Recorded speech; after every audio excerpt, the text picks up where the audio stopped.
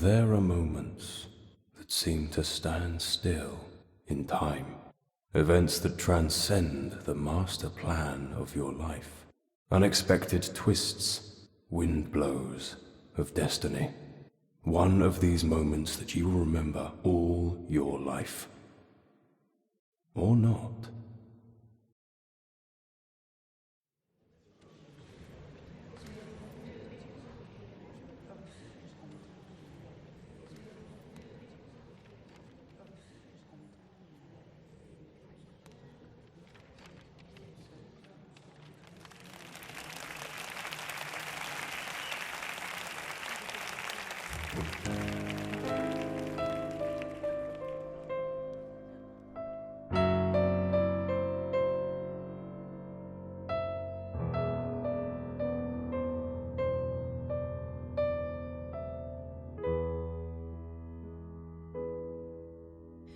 Like a broken doll, the time to play the game is gone, has passed away.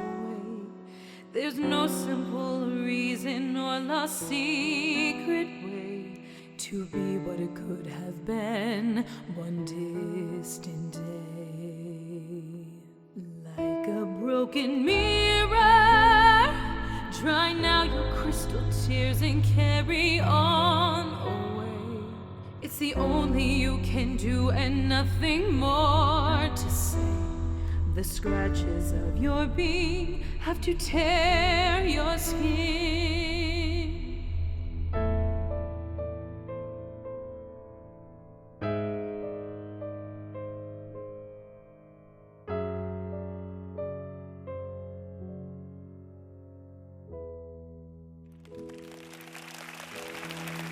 The broken mirror, dry now your crystal tears and carry on away. It's the only you can do and nothing more to say.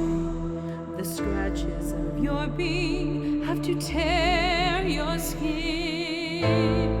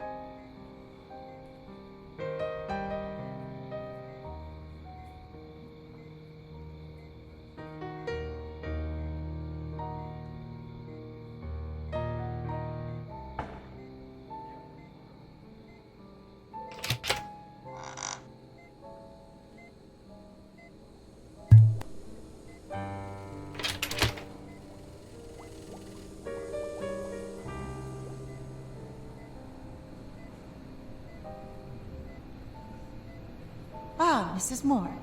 I'm glad to see you're feeling better. Dr. Stern is waiting for you in his office.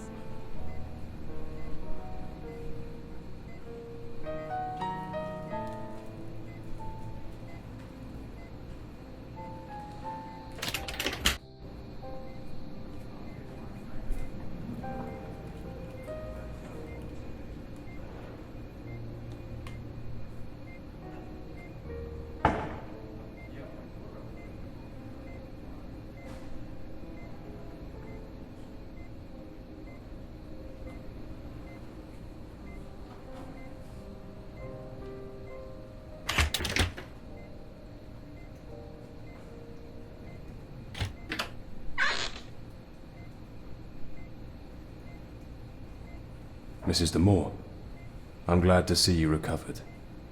Please come in.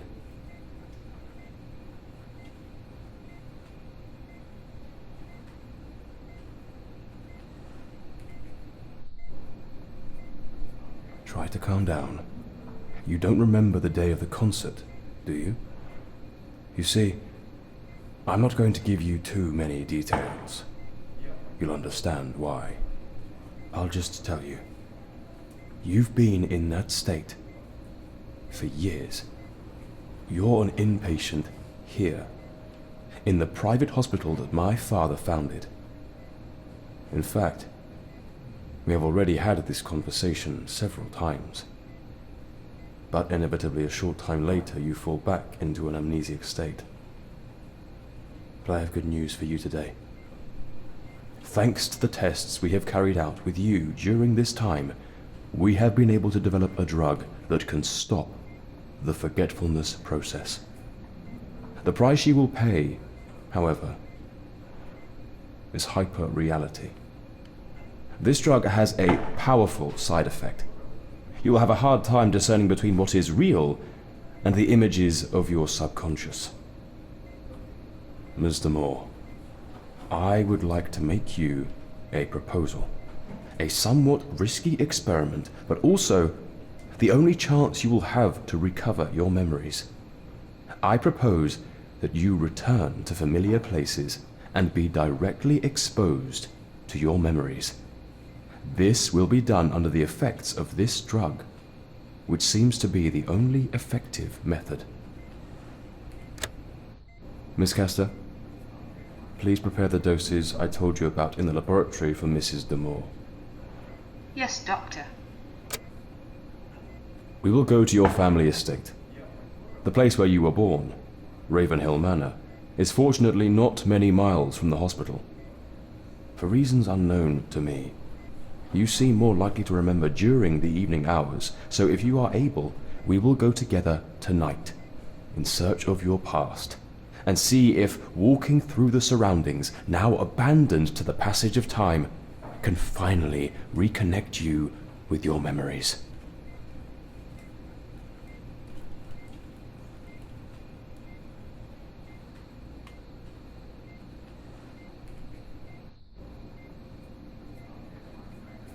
It's too much information all of a sudden. It's understandable. Let's do a little test. Back there, you will find a box with personal objects from when you arrived. Can you tell me if they bring back any memories?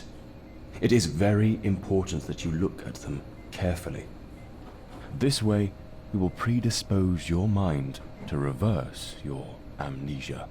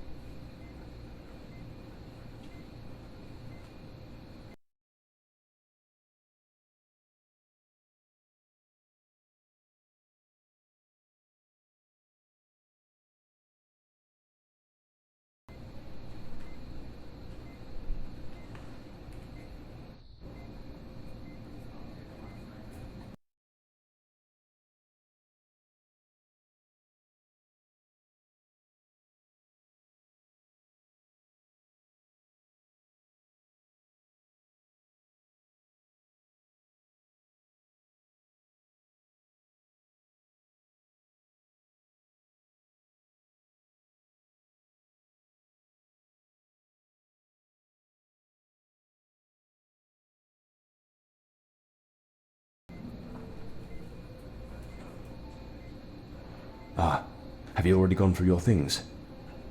Tell me, Do you feel ready for the experiment I have proposed to you? Perfect. I expected nothing less from you. Go to your room, get dressed in street clothes, and gather what you think you need. We have a long journey ahead of us. I have to prepare the drug doses for the trip. I'll join you downstairs shortly.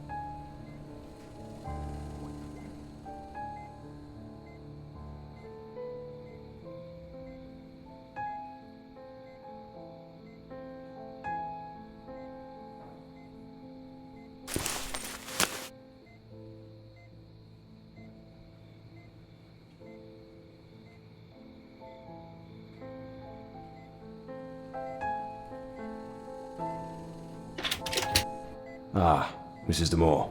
Here, I have prepared a flask for you, and filled it with the first dose. Drink it. It will take a little while to have the effect, practically as long as the journey lasts. Come with me.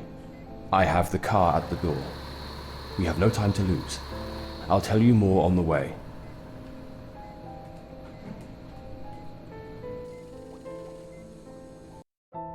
If you like, we will begin to prepare your mind.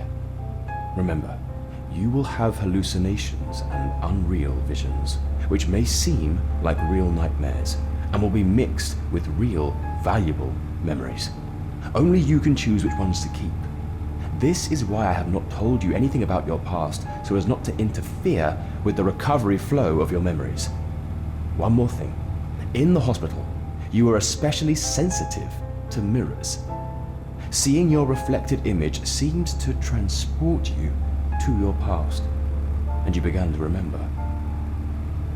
Still, it was enough to see your reflection again, to fall back into the amnesiac state and reality without memories.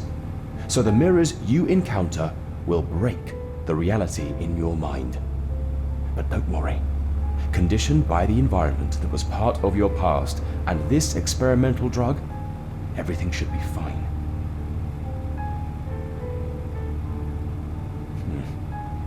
It's not the first time I've been here, you know. My father was your family doctor. I visited this place several times when I was a child.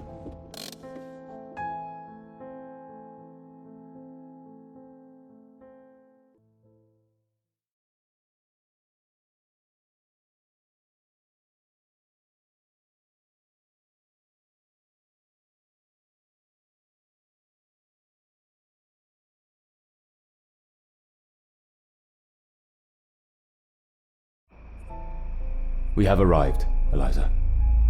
Ahead of you is the path that will shorten our access to the village and the Dollhouse facilities. How are you feeling? The drug should be working by now. Well then, it's the moment of truth.